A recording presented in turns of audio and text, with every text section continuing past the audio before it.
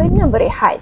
Bila dah buat sesuatu sehabis baik dan gunakan tenaga yang banyak, kena berehat. Kalau tak rehat, fizikal, mental dan emosi kita akan terkesan. Untuk fizikal, kita akan mengalami ketegangan yang berterusan seperti sakit belakang, leher dan bahu. Malah, risiko mengalami penyakit yang lebih teruk seperti darah tinggi atau sakit jantung lebih tinggi. Mental kita akan jadi lemah sehingga susah nak fokus atau ingat sesuatu. Ini juga akan menurunkan kualiti kerja kita. Situasi ni menyebabkan emosi kita jadi stres, cepat marah dan burn out. Rehat penting sebab ni ialah proses untuk membaiki sel-sel dalam badan, menyusun dan menyimpan maklumat yang kita dapat sepanjang bekerja, dan rehat mampu mengurangkan tahap hormon stres seperti kortisol. It's okay korang untuk rehat. Selepas dah rehat, teruskan semula menjalani kehidupan ni. Rehat tu pun sebahagian daripada proses kehidupan.